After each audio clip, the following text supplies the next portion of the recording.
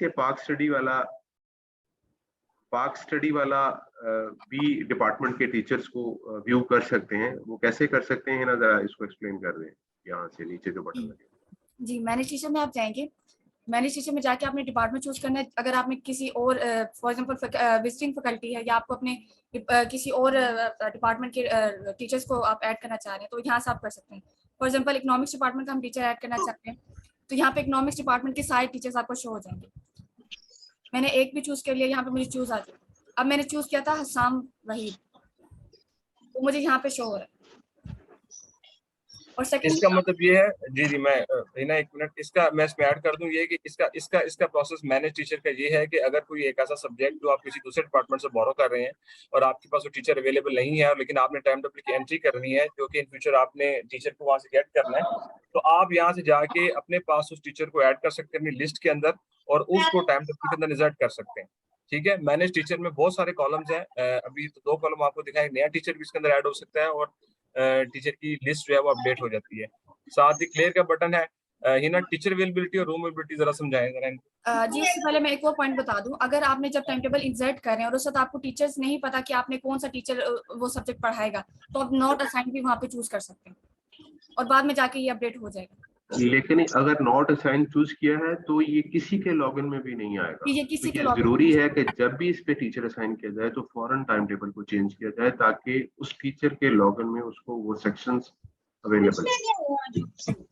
Recommended practice यही है कि नॉट असाइन यूज ना किया जाए और टीचर ही एलोकेट किया जाए, क्योंकि ये बाद में फिर ड्राफ्ट मोड में पड़ी रहेगी और किसी को डिस्प्ले नहीं होगा। तो ये वाला सब्जेक्ट वैसे ही आपके नॉन एक्टिव सब्जेक्ट्स के अंदर आ जाएगा।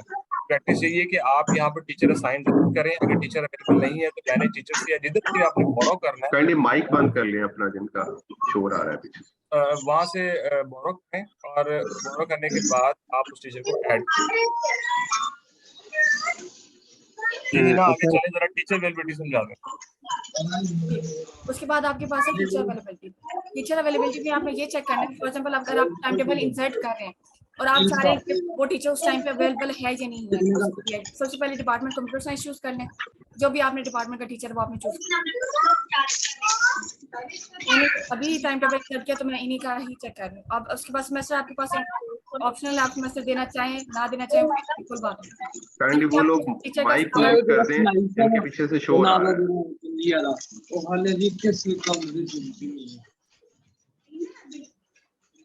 एडमिन प्लीज सबके माइक ऑफ कर दें। जी जी,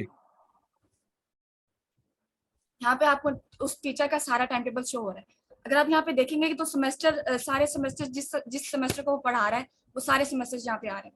अगर आप यहाँ पे उसको सेमेस्टर दे देंगे वो तो वो उसको और ज्यादा आपको जो इन्फॉर्मेशन है उसको फिल्टर कर देगा। जी, बेसिकली ये टीचर अवेलेबिलिटी इसलिए लगाया गया है कि समटाइम आप ये देखते हैं कि टीचर कितना वर्कलोड टीचर के ऊपर आ रहा है और टीचर ऑलरेडी कितनी जगहों पे एंगेज्ड है, तो आप एक एक करके टीचर का टाइम टेबल को ओपन नहीं कर सकते। तो टीचर अवेलेबिलिटी आपको ये बटन फैसिलिटेट करता है कि आप एक ही स्क्रीन पे सारी समराइज इन्फॉर्मेशन देख लेते हैं उस टीचर की कि ये टीचर ऑलरेडी कहाँ कहाँ इंगेज है।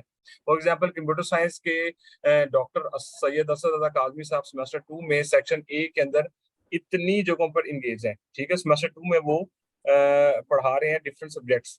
ठीक है, ये थ्योरी का पढ़ा रहे हैं, कोई एडवांस डेटाबेस पढ़ा रहे हैं, एडवांस एल्गोरिथम पढ़ा रहे हैं। तो ये कुछ ऐसी ऐसी इन्फॉर्मेशन है जिससे आपको आइडिया हो जाता है कि टीचर का वर्कलोड कितना है, वो उस पर टाइम अवेलेबल है या नहीं है। ये सारी चीजें स्क्रीन से आप गेट कर सकते हैं। ठीक है, इसको क्लोज करते हैं ना। नेक्स्ट सिमिलरली आपके पास है रूम अवेलेबिलिटी। अगर आपने देखना है कि जो भी आपने रूम चूज करना है वो इस वक्त आपको अवेलेबल आ रहा है या नहीं आ रहा। फॉर एग्जांपल हम लोगों ने चूज किया पीजीबी,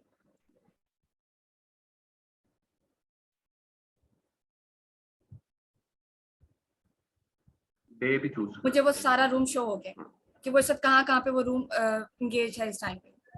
क्योंकि बहुत सारे ऐसे रूम्स हैं जो कि डिपार्टमेंट के दरमियान शेयर किए जाते हैं।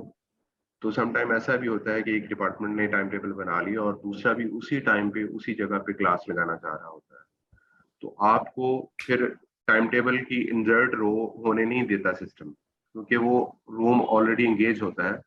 तो फिर आपने उसका अल्टरनेट ढूंढना होता है। तो तब आप इस स्क्रीन पे जाके देखते हैं कि कौन सा रूम इस वक्त अवेलेबल है जिस पे आप इस क्लास को एडजस्ट कर सकते हैं। इसके साथ जैसे कि इधर आपको नज़र आ रहा है ड्राफ्ट और पब्लिश रूम अवेलेबिलिटी में, तो ये आप टाइम टेबल पब्लिश मोड में जब एंटर करने की कोशिश करते हैं वहाँ पर वो आपको क्लैश देता है। हालांकि जैसे कि अभी सेकंड सेमेस्टर सपोज दैट चल रहा और आपने थर्ड की एंट्री कर दी हो और वहाँ पर क्लैश आ रहा हो क्योंकि सेकंड सेमेस्टर का भी पब्लिश है, तो फिर आप ड्राफ्ट मोड में एंट्री करेंगे तो ड्राफ्ट मोड में वो रूम नज़र आ रहा होगा। इसके साथ जैसे कि केएस की न्यू बिल्डिंग्स बन रही है, न्यू रूम बन रहे हैं, तो वो सिस्टम में मे बी ऐड ना हो, तो वो आप जैसे कि स्टैट डिपार्टमेंट अब उधर शिफ्ट हुआ है तो उनके रूम कल उनकी क्यूरी आई थी कि ऐड नहीं है, तो वो प्रॉपर लेटर भेजेंगे कि हमारे ये इस बिल्डिंग में ये रूम्स हैं, तो फिर वो ऐड किए जाएंगे सिस्टम में और फिर वो नजर आने शुरू हो जाएंगे। ये स्क्रीन इस वजह से डिपार्टमेंट को नहीं दी गई क्योंकि बिल्डिंग्स काफी देर बाद रूम की एडिशन होती है, तो वो हम अपने एडमिनिस्ट्रेटिव लॉगिन से ही ऐड कर देते हैं। तो काइंडली अगर किसी के रूम्स नए बिल्ड हुए हैं या कोई नई ऐसी बिल्डिंग में शिफ्ट हुआ है जो पहले एग्जिस्ट नहीं करती थी, तो आप उसकी इंफॉर्मेशन हमें भेज दें, बिल्डिंग का नाम, उसका फ्लोर और उसके अंदर रूम के जो नंबर लगे हुए हैं तो हम इसमें ऐड करते हैं। जी जी कंटिन्यू। आगे फर्दर आप इसको डेट के ऊपर फिल्टर भी कर सकते हैं। अगर मैं ट्यूसडे करती हूँ तो ट्यूसडे के अंदर जितने भी मेरे पास वो रूम के अंदर टाइम टेबल इंसर्टेड है वो सारे मुझे सॉरी, ये काइंडली रिपीट कर देंगे जो रूम की आप बता रहे थे कि रूम आप कैसे कर सकते हैं, दोबारा से बता दें इस चीज को। रूम की अवेलेबिलिटी नहीं, रूम अवेलेबिलिटी तो है, कुछ इस तरह भी होते हैं कि हमारे पास रूम है लेकिन हम क्लासेस वहां पर होती हैं लेकिन वो यहाँ पे शो नहीं हो रहे, तो उसका जी, क्या तरीका है सर, वो तो भी बता उसको दें। सिंपल एक लेटर अपने एचओडी की तरफ से हमें भेज दें कि ये रूम्स हमारी बिल्डिंग के अंदर एग्जिस्ट कर रहे हैं लेकिन लिस्ट में नहीं आ रहे, बस आप भेजेंगे, हम ऐड कर देंगे। ठीक है सर, बहुत शुक्रिया।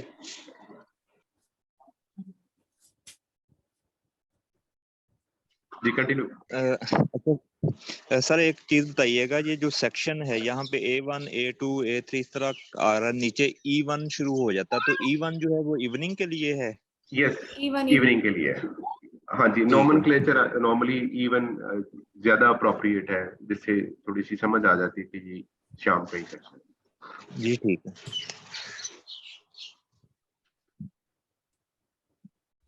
उसके बाद हमारे पास जो नेक्स्ट स्टेप है वो है व्यू टाइम टेबल का। जो भी आपने टाइम टेबल इंसर्ट किया, अगर आप उसको व्यू करना चाहते हैं वो यहाँ पे आप जाके कर सकते हैं।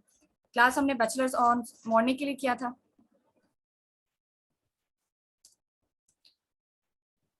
सेशन हमारे पास था 2021। सेमेस्टर हमने थर्ड सेमेस्टर के लिए किया था।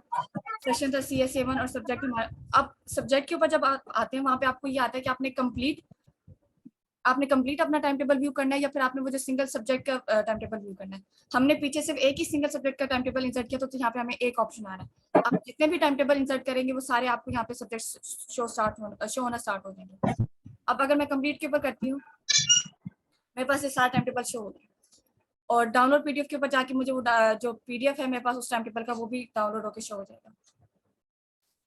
ये व्यू टाइम टेबल की स्क्रीन से आपने जो भी अपना टीचर अपडेट करना है, स्टार्ट टाइम अपडेट करना है, ड्यूरेशन अपडेट करनी है, रूम अपडेट करना है, बिल्डिंग अपडेट करना है, मतलब टाइम टेबल में जो मैक्सिमम चेंजिंग आ सकती है वो आप यहाँ से कर सकते हैं और ये उस वक्त तक कर सकते हैं जब तक आपका टाइम टेबल पब्लिश मोड में है। जैसे ही उसकी एलिजिबिलिटी कैलकुलेट होगी या डेडलाइन गुजर जाएगी उसके बाद आप उस टाइम टेबल की एंट्री को अपडेट।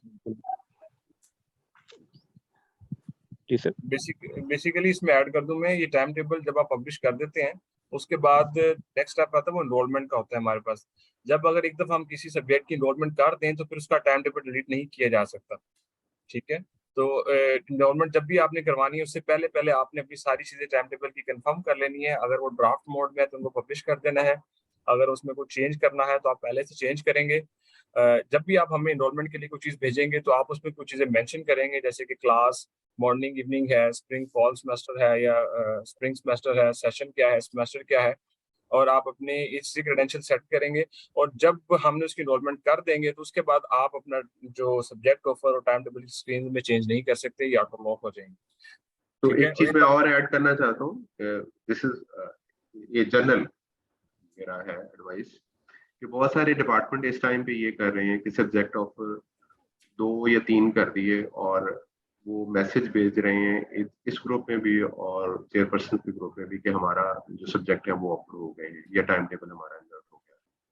तो काइंडली पूरे सब्जेक्ट ऑफर कराएं, अगर 5 सब्जेक्ट हैं तो 5 के 5 कराएं और उसके बाद हमें एनरोलमेंट के लिए कहें। ये पार्शली नहीं होना, क्योंकि जब आप पार्शली करेंगे तो हो सकता है कि आप उनके सेक्शन लगाएं, फिर बाद में 2 सब्जेक्ट और ऑफर कराएं, तो आपका सारा डेटा जो है वो खराब हो जाएगा। तो ये आपसे रिक्वेस्ट है कि एटलीस्ट 3, 5, 7 के सब्जेक्ट ऑफर कराने के बाद आप हमें सब्जेक्ट की इनरोलमेंट करने के लिए कह सकते हैं।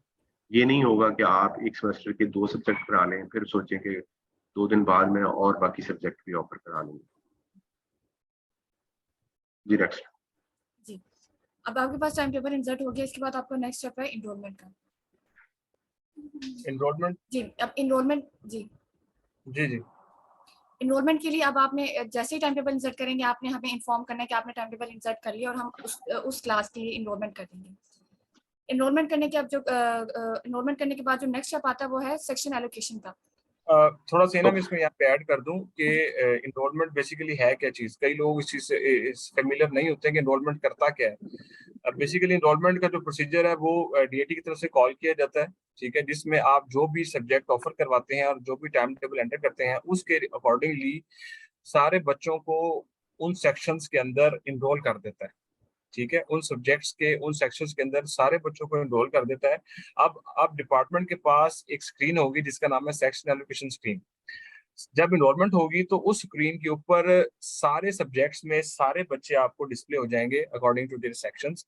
अब यहाँ पे आगे डिपार्टमेंट का काम स्टार्ट हो जाता है कि डिपार्टमेंट ने कौन से बच्चे किस सब्जेक्ट में रखने हैं, कौन से बच्चे किस सेक्शन में रखने हैं, ठीक है। तो वो जरा ये स्क्रीन अभी आपको हिना बताएगी कि डिटेल स्क्रीन है, जो कि डिपार्टमेंट हमेशा गलती करते हैं कि वो सेक्शन एलोकेशन करते नहीं है और टीचर को बच्चे डिस्प्ले ज्यादा हो रहे होते हैं या कम हो रहे होते हैं तो टीचर कंप्लेन कर रहे होते हैं कि हमारे पास बच्चे ज्यादा आ रहे हैं या ये बच्चे तो मेरी क्लास के नहीं है तो ये बच्चे मुझे डिस्प्ले हो रहे हैं। उसका प्रॉब्लम हमेशा ये होता है कि आपकी सेक्शन एलोकेशन परफॉर्म नहीं हुई होती, जिसकी वजह से एक सब्जेक्ट के सारे बच्चे किसी एक जगह पे नजर आ रहे होते हैं, तो वो प्रॉब्लम क्रिएट करते हैं।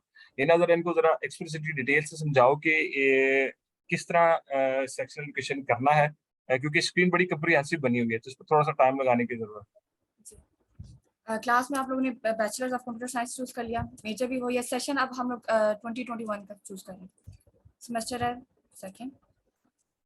अब उसके लिए मैंने फर्स्ट डाटा किया तो ऑलरेडी सेक्शंस लगे हैं, क्योंकि ये सेकंड सेमेस्टर के हमारे पास ऑलरेडी इनरोलमेंट वगैरह सारा उसका प्रोसेस वगैरह हो चुका है। अब यहाँ पे एनरोलमेंट मिसिंग है इसकी, क्योंकि अभी तक हुई नहीं है। आपको मैसेज भी आ जाता है ऊपर कि यहाँ पर एनरोलमेंट मिसिंग है, तो आप इसकी एनरोलमेंट करवा लें। कोई ऐसा सब्जेक्ट उठाएं जिसकी एनरोलमेंट हुई हो और सेक्शन एलोकेशन करने हो के। इकोनॉमिक्स डिपार्टमेंट का लॉगिन इकोनॉमिक्स का करने मेरा ख्याल, इसको लॉग आउट करके कोई ऐसा डिपार्टमेंट ढूंढें जिनकी सेक्शन एलोकेशन नहीं हुई अभी, लेकिन उनका टाइम टेबल एंटर हो चुका है। सेक्शन एलोकेशन की एक प्रॉपर डेडलाइन होती है, उस डेडलाइन से पहले आपने सेक्शन एलोकेशन करनी है, क्योंकि फिर बाद में टीचर्स ये कहते हैं कल हमारे पास 15 बच्चे आ रहे थे, आज हमारे पास 10 आ रहे हैं। वो इस केस में आते हैं कि 5 बच्चों को सेक्शन जहाँ से बाद में लगा दिए जाते हैं, तो उसकी प्रॉपर एक डेडलाइन है। इसके साथ इलेक्टिव सब्जेक्ट, अब डिपार्टमेंट है उसने 3 सब्जेक्ट ऑफर किए हैं और ओवरऑल ऑप्शन देते हैं कि आपने इन 3 में से कोई 2 पढ़ने हैं बच्चों ने, तो कुछ बच्चे कोई 2 चूज कर लेते हैं और कुछ बच्चे कोई और 2 चूज कर लेते हैं। तो उसमें जब आपने सेक्शन एलोकेशन करनी है तो आपने ये ख्याल रखना है कि सब बच्चों को सारे सेक्शन में नहीं डालना, सेक्शन की बेस पे उधर आपने बच्चों को रोकना है। इस टाइम तो शायद पुराने जितने भी होंगे सबकी सेक्शन एलोकेशन हो चुकी होगी, तो आई थिंक वो डाटा ऐसा अवेलेबल है हमारे पास ही ना, या मुदस्सिर किसी क्लास का जो कि एनरोलमेंट हो गई हो लेकिन सेक्शन एलोकेशन ना हुई हो। आई थिंक अभी ऐसे कई सेक्शन है, ऐसे कई सेक्शन है। ये अभी इकोनॉमिक्स का इनकी सेक्शन एलोकेशन नहीं हुई, टाइम टेबल की एंट्री भी पड़ी है, एनरोलमेंट भी पड़ी है। ठीक करें वो जरा ओपन कर लें फिर। जी ये मैंने ओपन ओपन साइकोलॉजी है, साइकोलॉजी ये भी ओपन है, ठीक है। अच्छा इकोनॉमिक्स भी ओपन है, ये ठीक है। इसको जरा जी, अब सेक्शन एलोकेशन के लिए आपने स्टूडेंट के पास जाना है। आप फिलहाल यहाँ पे एक ही सेक्शन शो हो रहा है, क्योंकि इनका सेक्शन ही एक होगा। जी ठीक है, अगर एक से कोई ऐसा जिसमें एक से ज्यादा सेक्शंस हो, मैं वही देख रही हूँ। जी यहाँ से कंप्यूटर चूज कर लो, यहाँ पे आ जाएंगे। जी तो 10 से जरा हेल्प आउट करो थोड़ा सा। कंप्यूटर साइंस चूज कर लो, कंप्यूटर साइंस के यहाँ फुल्ली एडमिन के पास नजर आ रहे होंगे।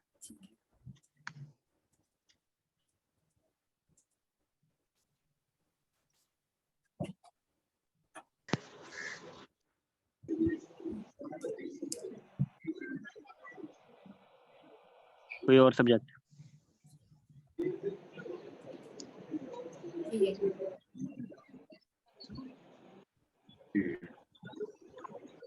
इसको एक्सप्लेन कर दो, ठीक है, इसको फाइन। इसके टाइम टेबल में इसके टाइम टेबल में 5 सेक्शंस हैं, A, B, C, E1 और E2। तो जिसको आप क्लिक करते हैं डार्क कलर में आ जाता है और उसका वो करंट सेक्शन कंसीडर होता है। जी कंटिन्यू करेंगे ना जी। अब या इसका सेक्शन पहले ए था। तो सर आप कर सकते हैं जी। मतलब सर आप करते हैं। ये ऊपर आपको जो येलो बटन नजर आ रहे हैं येलो कलर में A, B, C, E1, E2, अगर आपने ओवरऑल सब बच्चों को एक ही सेक्शन में करना है तो आप सिंपल उस पर क्लिक कर देंगे, क्लिक नहीं करना, आप सिंपल उस पर क्लिक कर देंगे, वो ओवरऑल सब को अपडेट कर देगा। ये कर दिया जी। ठीक है। और अगर आप चाहते हैं कि आपने जैसे कि रोल नंबर 1 है उसको सेक्शन ए में करना है, बी को 2 में करना है, सी को 3 में करना है, तो वो फिर आप इस तरह चूज करके ओवरऑल कर सकते हैं। बस आपने एक क्लिक करना है और ओवरऑल सेक्शन एलोकेट हो जाएगा। अब यहाँ पर ही आपने इलेक्टिव सब्जेक्ट को कंसीडर करना है कि रोल नंबर 3 है, वो इस सब्जेक्ट में इनरोल नहीं होना चाहता, मतलब उसने ये सब्जेक्ट चूज नहीं किया, तो उसको आप सेक्शन एलोकेट ना करें, वो इनरोलमेंट से आगे जाएगा नहीं, मतलब टीचर के पास वो नजर नहीं आएगा।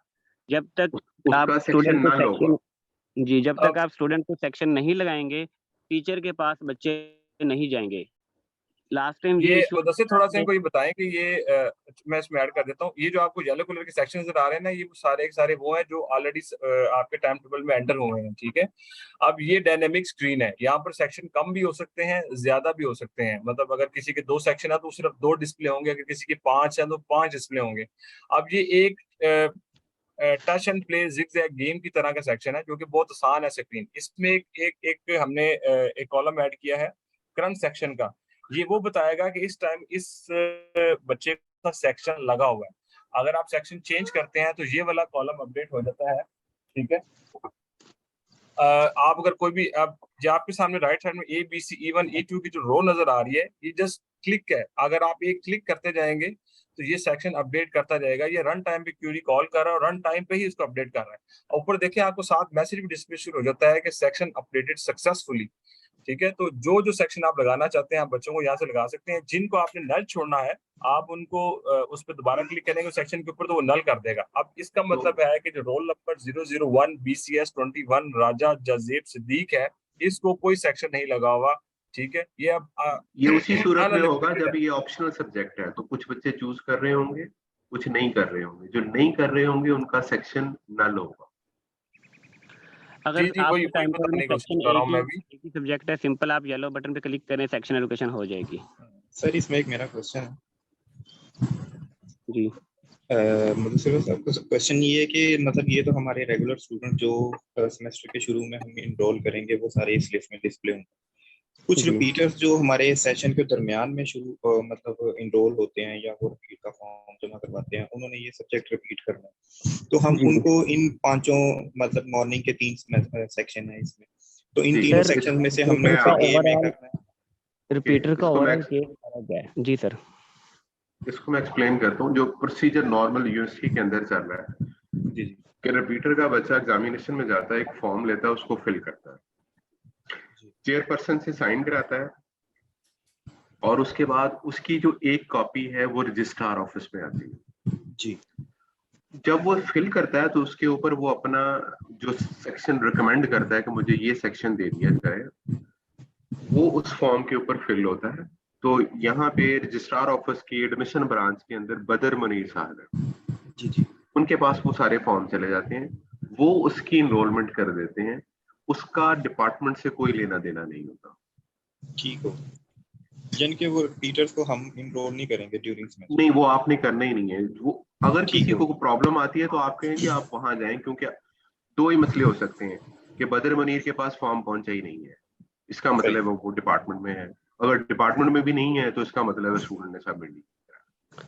और अगर सर वो स्टूडेंट ने सेक्शन ही गलत लिख दिया और वो मतलब वो पहले ये कोर्स पढ़ना था या उसने वो फिर उसको पता चला कि जी वो मेरे वाला तो ये सेक्शन ही नहीं है, मैंने दूसरे हाँ देखिए, सम टाइम हो सकता है, फॉर एग्जांपल एक बच्चा वैसे ही लिख देता है सेक्शन E5, हाँ जी, और E5 एग्जिस्ट नहीं करता, तो जो बदर मुनीर साहब है ना, वो जब अपनी स्क्रीन खोलते हैं तो वो वहां पे देख लेते हैं कि इस जगह पे तो सिर्फ 2 ही सेक्शन है, ए और बी, तो उन दोनों में से वो कोई एक रैंडमली उनको साइन कर देते हैं। ओके, अब फॉर एग्जांपल उन्होंने बी साइन कर दिया E5 की बजाय, क्योंकि दोनों में से E5 तो हो ही नहीं सकता था, तो उन्होंने कह दिया अब जो बी है वो भी स्टूडेंट के बारे में नहीं है, वो कहता है जी मेरा क्लैश आता है, क्लैश नहीं आता होता एक्चुअली, उसको कोई और भी मसला होता है। तो चलिए फॉर एग्जांपल वो ए में जाना चाहता है, तो आप फिर इधर से उस स्क्रीन की इस स्क्रीन में आके उसका सेक्शन चेंज कर दें तो चेंज हो जाएगा। उसको सर ये यहाँ पे इधर नजर इनके आना पास शुरू हो जाएगा। बिल्कुल नहीं, इनके पास बिल्कुल एक्सेस नहीं है, क्योंकि ओवरऑल वो बदर साहब ही हैंडल करेंगे, फिर वो बाद में हमें यस, ये कहते क्योंकि थे वो कि लेट जाते हैं तो आपकी एक्सेस यहाँ से बंद हो जाएगी। यस, वो फिर दोबारा बदर मुनीर को ही कहना पड़ेगा, सॉरी। ठीक हो, ठीक जी, कंटिन्यू। जब आप ओवरऑल सेक्शन एलोकेशन कर देंगे तो उसके बाद आपका एक सेक्शन बन जाएगा, मतलब सेमेस्टर स्टार्ट हो जाएगा। पूरे सेमेस्टर आईटी कोऑर्डिनेटर ने कुछ भी नहीं करना, ओवरऑल टीचर और स्टूडेंट का काम है। टीचर ने असेसमेंट, अटेंडेंस वगैरह जो करना है वो ओवरऑल उनका सेमेस्टर स्टार्ट हो जाएगा। अच्छा मुदस्सिर, मेरा भी एक क्वेश्चन है कि जब बदर साहब सेक्शन एलोकेट कर देते हैं स्टूडेंट को जो रिपीट कर रहे होते हैं, तो जी इसके बावजूद वो स्टूडेंट जो है टीचर की अटेंडेंस लिस्ट में शो नहीं होता, जी, तो उसका क्या सोल्यूशन है? ये यहाँ पर पिछले पहले जो इशू आ रहा था, पहले ये आता था कि जनरल टाइम टेबल चलता था। जनरल टाइम टेबल में भी फैकल्टीज होती हैं, जैसे कि हिस्ट्री नहीं, ओवरऑल बायोटेक वगैरह की फैकल्टी आ गई, ह्यूमैनिटीज की फैकल्टी आ गई। तो अब बच्चे का एक सेक्शन बच्चे ने चूज किया E5, लेकिन उस ठीक है। फैकल्टी में E5 है ही नहीं, उस फैकल्टी में ओवरऑल A1 की रेंज में है। ठीक है, तो बदर साहब को जो फैकल्टी में नजर आते हैं, बदर साहब उसमें एंट्री कर देते हैं। अब टीचर के स्टूडेंट के पास जो उसके LMS पे सेक्शन नजर आ रहा होता है, स्टूडेंट वो नहीं देखता। स्टूडेंट कहता है कि मैं उस टीचर के पास नहीं आ रहा, मतलब स्टूडेंट उस टीचर के पास जाना भी नहीं चाहिए वैसे। अच्छा, इसमें ना मुदस्सिर मैं ऐड कर दूं एक चीज, क्वेश्चन जिनका भी था वो ये था, आपने अगर इस तरह की चीज चेक करनी है ना कि आप ये कह रहे हैं कि जी बच्चा टीचर के पास डिस्प्ले नहीं हो रहा, तो उस बच्चे का जो लॉगिन स्क्रीन है ना, उस पर एक टाइम टेबल की स्क्रीन आ रही होती है। ठीक है, आप उस टाइम टेबल स्क्रीन पे जाएं और देखें कि वो बच्चे के पास उस टाइम टेबल के अंदर वो वाली रो डिस्प्ले हो रही है या नहीं हो रही। अगर वो रो डिस्प्ले हो रही होगी तो उसके अंदर सेक्शन भी लिखा होगा, उस सब्जेक्ट की पूरी इंफॉर्मेशन लिखी होगी कि ये बच्चा किस सेक्शन का है। आपको वहां से पता चल जाएगा कि आप तो बच्चे उस सेक्शन में इनरोल हुए हो, तो आप उधर जाके बैठो, या आपने जो भी बाद में करना है उसको ठीक करवाना है नहीं करवाना है। अगर टीचर ये कंप्लेन करता है कि मेरे पास डिस्प्ले नहीं हो रहा, तो वो आप बच्चे के अकाउंट से भी चेक कर सकते हैं जाके। ठीक है, बच्चे से आप ये कंफर्म कर सकते हैं कि अपने टाइम टेबल स्क्रीन ओपन करो और वहां पे देखो कि आप इस सब्जेक्ट में अगर एनरोल हो तो किस सेक्शन में आप वहां पे डिस्प्ले हो रहे हो। ठीक है, तो आप वो एज एन जैसे ही एडमिन किसी का भी टाइम टेबल देख सकते हैं। एक ठीक है, तो मैं जैसे टाइम टेबल बात जी कर जी रहा हूँ एमफिल की। एमफिल का पिछले सेमेस्टर में काफी इशू रहा है, तो उसमें तो फैकल्टी डेफिनेट फिक्स ही है। BS में ये ज्यादा इशू आता है। जी तो जी अब वो जी बच्चे के पास शो नहीं हो रहा था, उनको बदर साहब के पास भेजा 3-4 दफा। बदर साहब कहते हैं मैंने सेक्शन लगाया हुआ है, तो लेकिन ना मेरे पास शो हो रहा था। बदर साहब उनको दिखा देते थे। अब वो कहते हैं कि आप जाएं DIT ऑफिस, ये वो मसला आपका सॉल्व करेंगे। ना टीचर की अटेंडेंस में शो हो रहा था, ना मेरे पास एलिजिबिलिटी में वो शो हो रहा था। मुझे फिर ये मसला सॉल्व इसका ना कैसे एक हुआ? और केस भी आता है कि जो स्टूडेंट होता है ना, उसकी देर से इनरोलमेंट हुई होती है। जब देर से इनरोलमेंट हुई होती है, टीचर ऑलरेडी अटेंडेंस वगैरह लगा चुका होता है, एलिजिबिलिटी ऑलरेडी कैलकुलेट हो चुकी होती है। एक दफा टीचर नहीं, अटेंडेंस लगा लिया और बच्चा इनरोल नहीं हुआ था, तो बच्चा वहां पे शो नहीं होता। वो अच्छा, बच्चा फिर इसमें आगे ना असाइनमेंट सबमिटेड में भी नहीं शो होगा ना और रोल आपकी लिस्ट में भी बात नहीं शो होगा। ना इसमें ना एक और पॉइंट ये भी हो सकता है कि जब वो बच्चा करवा के आता है, तो हो सकता है प्रीवियस अटेंडेंस के अंदर जो टीचर देख रहा होता है कि मैं इसकी प्रीवियस अटेंडेंस लगा दूं, उसमें वो बच्चा डिस्प्ले नहीं होता। जी, आपको वो न्यू उस दिन से अटेंडेंस डिस्प्ले होगा जिस दिन उसकी इनरोलमेंट होगी, और वो ऑनवर्ड आगे चलेगा। लेकिन सम टाइम टीचर करते ही हैं कि पुरानी अटेंडेंस खोल के उस बच्चे की पुरानी अटेंडेंस लगाने की कोशिश करते हैं। नहीं, ये भी किया, मतलब अटेंडेंस डिलीट करवा के, 1-2 अटेंडेंस डिलीट करवा के दोबारा अटेंडेंस लगवाई है, लेकिन उसमें अगेन नहीं वो शो हुआ। अब चलिए, ये अभी तक वो पर्टिकुलर मसला हो resolve नहीं सकता है, हुआ। इसको हम अलग से भी देख सकते हैं पर्टिकुलरली। लेकिन ये सारों के साथ अगर नहीं आ रहा, किसी पर्टिकुलर किसी एक के साथ आ रहा, तो हम इसको फिर अलग से ऑब्जर्व कर सकते हैं। ट्रेनिंग को हम थोड़ा सा आगे कंटिन्यू करते हैं ताकि बाकी जो लोग बैठे हैं उनको जरा डिस्टर्ब ना हो।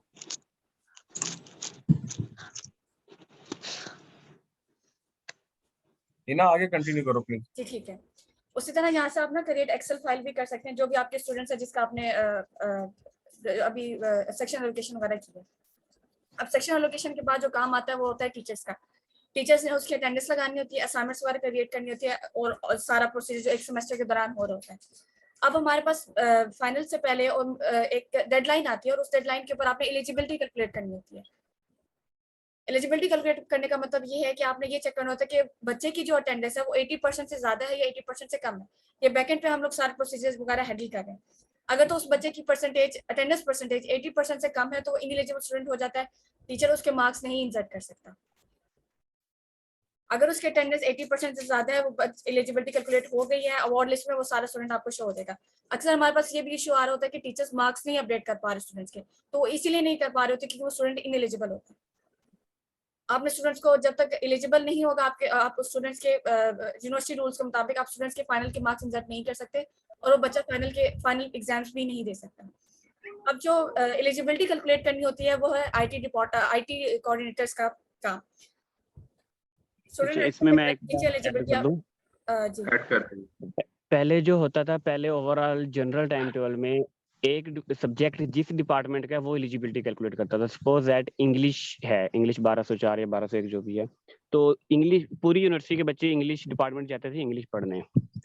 बाकियों के लिए वो अलाइड सब्जेक्ट होता था, इंग्लिश उन सबको डील करता था। तो इंग्लिश ओवरऑल सबकी एलिजिबिलिटी कैलकुलेट करता था, सबके पेपर वगैरह कंडक्ट करता था और मार्क्स वगैरह एंटर करता था इंग्लिश डिपार्टमेंट के टीचर।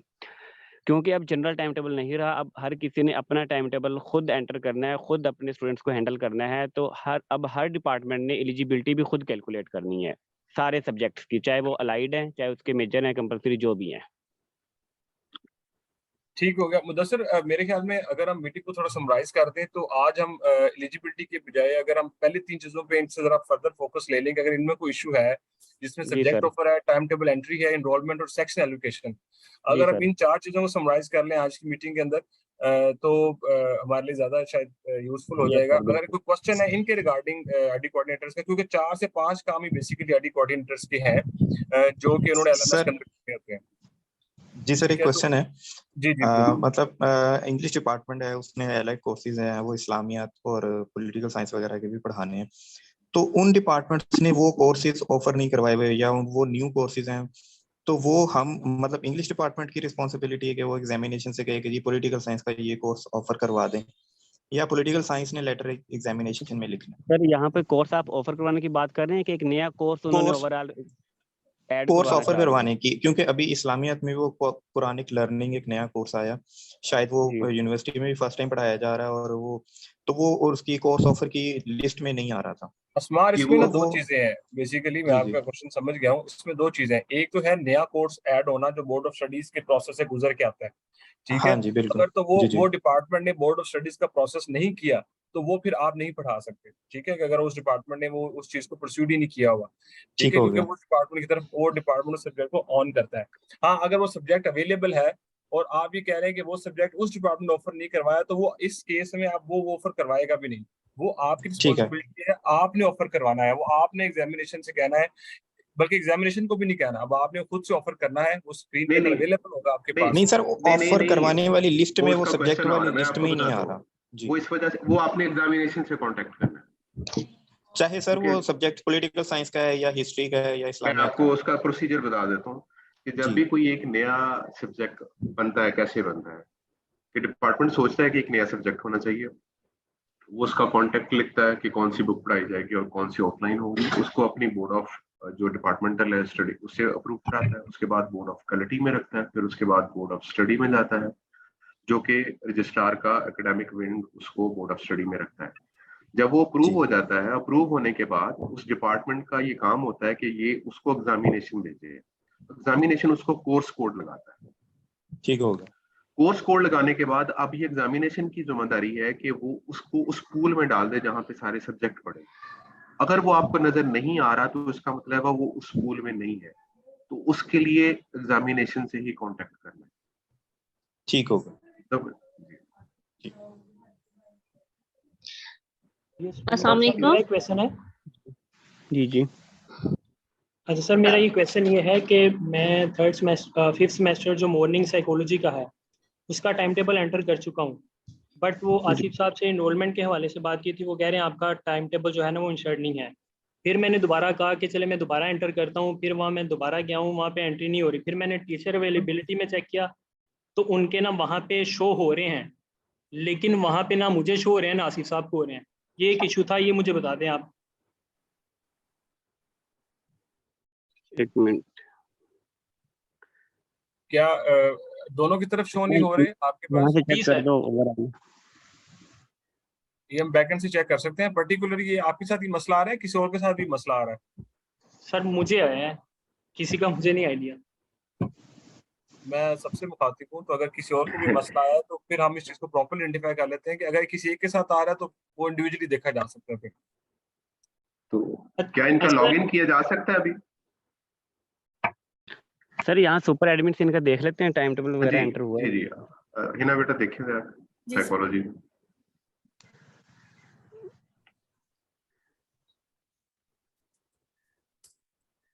क्लास कौन सी है? 5th semester morning.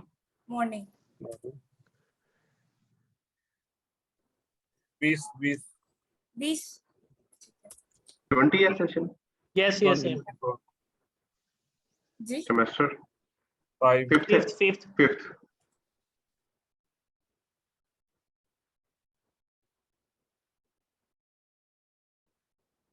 यहाँ पर शो नहीं हो रहा। सेक्शन एलोकेशन में जाएं।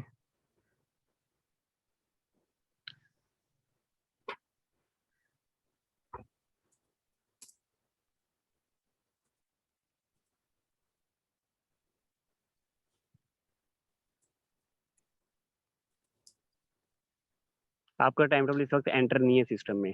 ये एडमिन की स्क्रीन से आपको देख के बताया जा रहा है। दो स्क्रीन से वेरीफाई किया है। अगर आपका टाइम टेबल एंटर होता है तो यहाँ पर सामने सेक्शन वो नजर आ रहे होते हैं जो आपने सेक्शन एंटर किए थे इस सब्जेक्ट के अगेंस्ट। और दूसरा व्यू टाइम टेबल स्क्रीन से भी जाकर चेक किया है, वहां पर भी ऐड नहीं है। ठीक है, अगर ऐड होते तो वहां पर सेक्शन डिस्प्ले हो जाते हैं। ठीक है। अच्छा मेरा ये क्वेश्चन करने में भी आपने जो सेशन वगैरह चूज किया वो गलत चूज किया हो। मेरा बाकी सर आपने उसको पब्लिश किया है, टाइम टेबल को पब्लिश किया है आपने? यस सर मैंने पब्लिश किया हुआ था। आपके पास कुछ स्क्रीन अगर आपने स्क्रीनशॉट वगैरह लिया हो तो वो भी शेयर कर दीजिएगा फिर हमारे ग्रुप में बाद में। अच्छा चलें ठीक है, क्योंकि मैंने ये आपसे अर्जी की थी कि वहाँ टीचर अवेलेबिलिटी जहाँ पर आप बता रहे थे ना, मैंने वहाँ पे जाके चेक किया है तो वहाँ पे वो टीचर के कोर्स अगेंस्ट ऑफर हुए हुए हैं। नहीं, सब्जेक्ट ऑफर होना एक अलग चीज है। बेसिकली आपने टाइम टेबल एंटर करते हैं तो उसको पब्लिश कर देते हैं ताकि वो एनरोलमेंट के लिए अवेलेबल हो जाए।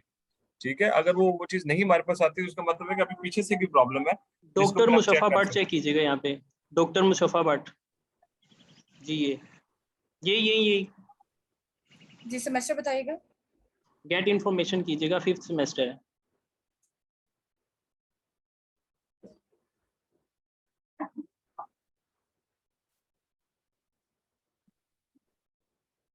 टाइमिंग काइंडली अगर आप मुझे बता सकें। सॉरी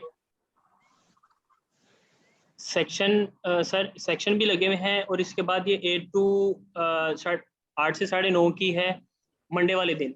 ये 19 सेशन है या 20 है?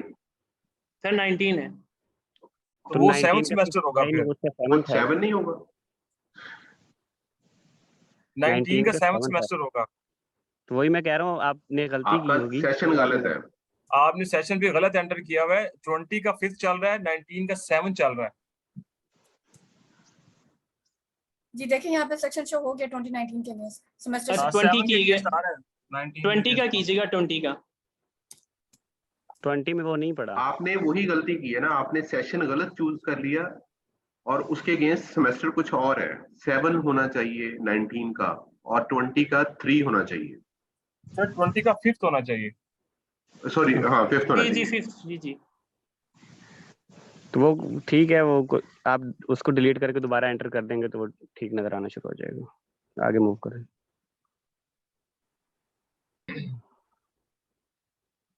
जी फर्दर और किसी का क्वेश्चन हो तो काइंडली प्लीज।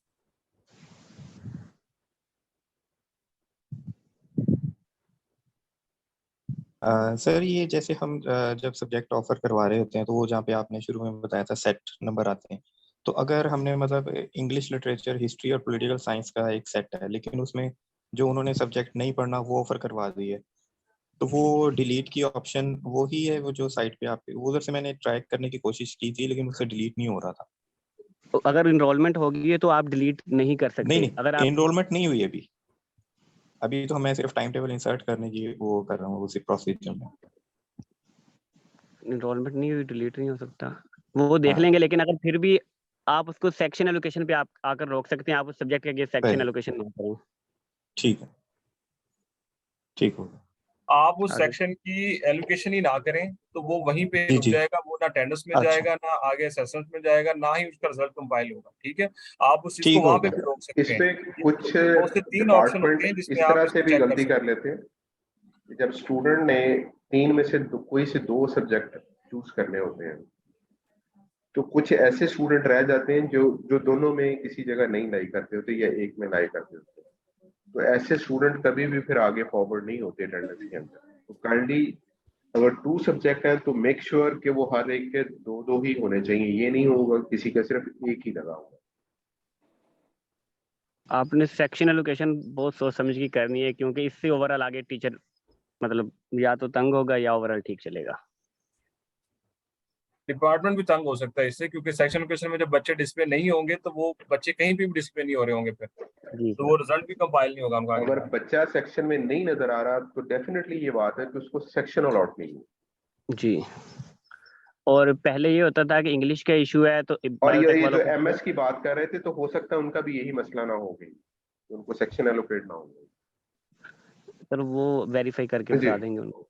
जी। इसके साथ पहले ये होता था, अगर बायोटेक के बच्चे का अगर इंग्लिश का इशू है तो उसको पहले भेजा जाता था कि इंग्लिश डिपार्टमेंट जाओ, मतलब इससे कभी उस डिपार्टमेंट जाओ कभी उस डिपार्टमेंट जाओ। अब आपके डिपार्टमेंट के बच्चों का जो भी इशू होगा वो आईटी कोऑर्डिनेटर ने ही रिजॉल्व करना है, जिस मर्जी सब्जेक्ट का हो। उसको ये नहीं कहना कि इंग्लिश डिपार्टमेंट जाओ या उधर जाओ, वो ओवरऑल अब आपके ऊपर है। और किसी को कोई क्वेरी? मुझसे मेरा एक क्वेश्चन है जी। जब हम सब्जेक्ट ऑफर करवाते हैं वहां पे ऑप्शन आते हैं कंपल्सरी इलेक्टिव की, ठीक है। बाय मिस्टेक अगर एक पेपर जो है वो इलेक्टिव है लेकिन कंपल्सरी सिलेक्ट होकर वो सब्जेक्ट ऑफर हो गया, how we can change it? इसकी चेंज की ऑप्शन हमने फिलहाल आईटी कोऑर्डिनेटर्स को नहीं दी। अगर इसकी जरूरत है तो हम ऐड कर देंगे, और अभी जो इसका फिल वक्त है वो आप डिलीट करके दोबारा वो सब्जेक्ट ऐड कर सकते हैं। वो मैंने डिलीट किया था लेकिन नहीं हुआ, फिर मैंने तो डीआरटी आपकी एनरोलमेंट ऑलरेडी होगी, इसलिए नहीं हुआ। आपकी एनरोलमेंट करा रही नहीं एनरोलमेंट नहीं हुई थी उस टाइम, मैंने कांटेक्ट किया था डीआरटी, ठीक है। और आपको तो मैं 2-3 लोगों से कांटेक्ट कर लेती हूँ, तो उन्होंने उस टाइम एक मिस से भी बात हुई थी मेरी, तो उन्होंने कहा था ठीक है मैं रिजॉल्व कर देती हूँ, लेकिन वो हुआ नहीं था उस टाइम। ठीक है, अभी भी नहीं हुआ? हाँ जी अभी भी नहीं हुआ, तो ठीक वो है, हो काइंडली जाएगा। देखिएगा, जज़ाकल्लाह। ठीक है, हम ये कोशिश करते हैं कि इसकी ऑप्शन ही आपको दे दिए कंपल्सरी इलेक्टिव की। Okay thank you so much. लेकिन ये मिड ऑफ द सेमेस्टर इस तरह की चेंजिंग आती है कंपल्सरी और इलेक्टिव को चेंज करने की? नहीं, सेमेस्टर के स्टार्ट में ही होता है मोस्टली। तो एनरोलमेंट से पहले का सारा प्रोसीजर है वो डिलीट करके दोबारा से ऐड कर सकते हैं। हमने सारी तो एडिटेबल चीजें दी हुई हैं यहाँ पे। वो एडमिन को दी हुई है एडिटेबल, सिर्फ डिलीट की ऑप्शन इनके पास है।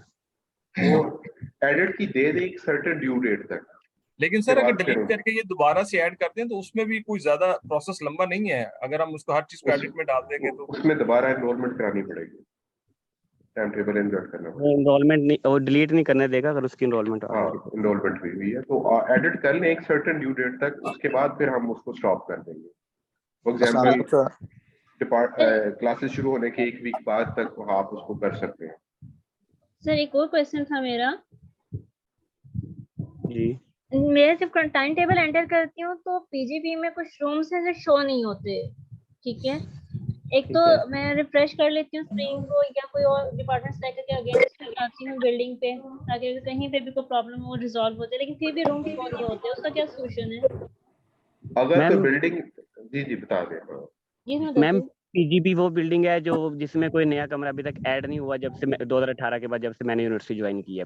जब भी मैंने ज्वाइन किया तब से भी नहीं ऐड हुआ, तो जो भी रूम्स उसमें एग्जिस्ट करते थे वो डेटाबेस में पड़े हैं। हाँ, वो उस वक्त फ्री नहीं होंगे, अवेलेबल नहीं होंगे, तो वो रूम अवेलेबिलिटी में आप चेक कर सर सकते हैं मैंने जाके। चेक किया है, मैंने अवेलेबिलिटी में जैसे कुछ रूम ऑक्युपाइड थे दूसरे डिपार्टमेंट में, मैंने उनसे कांटेक्ट कर लिया था, या हम लोग लेटर शो कर देते हैं, ठीक है। लेकिन एक दो रूम नंबर ऐसा था जो उसमें शो ही नहीं हो रहा था रूम में। एक्चुअली आपने डिपार्टमेंट से बात की होगी, लेकिन डिपार्टमेंट ने इस टाइम टेबल के अंदर उसको वकेट नहीं किया होगा, वर्बल तो कर लिया होगा। अगर वो इन एक्चुअल इस टाइम टेबल में वकेट कर दे तो फिर आपको भी होगा। सर इसमें क्वेश्चन था कि मतलब मैंने भी प्योरली एक रूम है जो सिर्फ इंग्लिश डिपार्टमेंट का है, उसमें एक टीचर का मंडे को वो रूम शो नहीं हो रहा, ट्यूसडे को वो हो रहा है, हालांकि उधर कोई और क्लास नहीं हो सकती क्योंकि वो सिर्फ हमारे ही है और उधर हमने ही वो एक पूरी क्लास के लिए उसको वो नॉमिनेट किया हुआ है। तो वो एक दिन उस सेम टीचर का इनरोल मतलब एंटर किया तो वो रूम अवेलेबल नहीं था लिस्ट में, जब तो उसको वेडनेसडे या डेफिनेटली थर्सडे वो किया। दूसरे जी दिन किसी और ने उसको ऑक्युपाई किया होगा, हो सकता है गलती से भी किया हो, इसी वजह से आपके पास अच्छा जो अच्छा स्क्रीन है इस तरह भी होता है जिसके कि थ्रू आप देख रूम सकते हैं कि ये अवेलेबिलिटी, किसने ऑक्युपाई किया हुआ है। ओके सर ठीक होगा। सर या सर तो उसमें ये कर कई दफा सकते हैं ये हम भी कि होता आप है कि हम मुझे जब बता रूम दें। अवेलेबिलिटी में जाते हैं तो वो बिल्डिंग जब हम चेंज करते हैं ना, फर्ज करें मैंने बोटनी की LR1 सिलेक्ट किया है, तो वो नेक्स्ट टीचर के लिए LR1 ना अवेलेबल नहीं मिलता, लेकिन जैसे ही मैं बिल्डिंग चेंज करके दोबारा बोटनी में आता हूँ तो LR1 अवेलेबल होता है।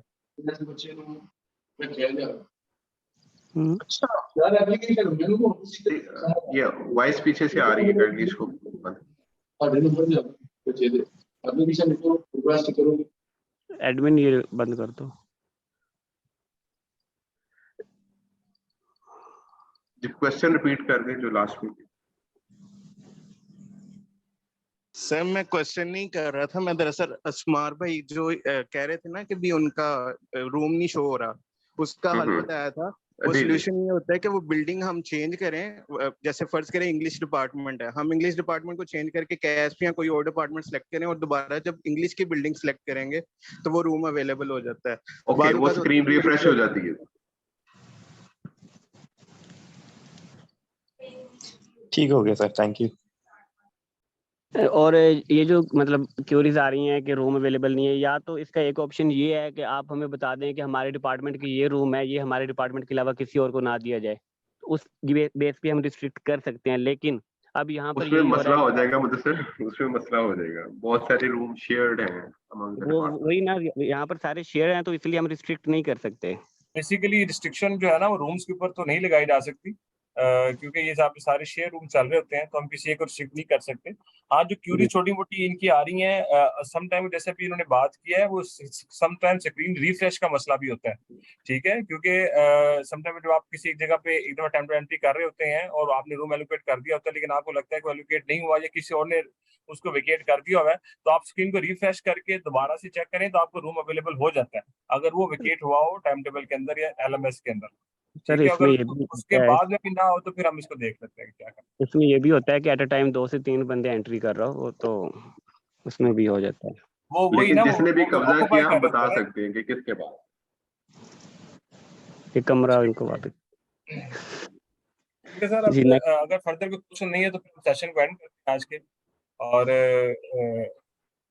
फर्दर कोई इशू होगा तो DIT ऑफिस में लोग आ सकते हैं और इस चीज को ऑब्जर्व कर सकते हैं, और कोई भी मसला हो तो वो रब्ता कर सकते और हैं। अगर किसी को भी अभी ट्रेनिंग की जरूरत है या मतलब कुछ समझ नहीं आ रही तो DIT आ सकते हैं। इसके बावजूद भी, अगर इस सेशन के बावजूद भी अगर कोई रह गया है या किसी को प्रॉब्लम हो रही है तो वो DIT ऑफिस आ जाए, वहाँ पर सारा स्टाफ अवेलेबल होगा, इंक्लूडिंग सफियान साहब, मेरे और मुदस्सिर के भी, तो जो भी क्वेरी होगी हम वहाँ पर बैठ के भी रिजॉल्व कर सकते हैं, ठीक है। Thank you very much to all. Thank you so much, sir. Thank you and okay sir, thank you. अल्लाह हाफिज।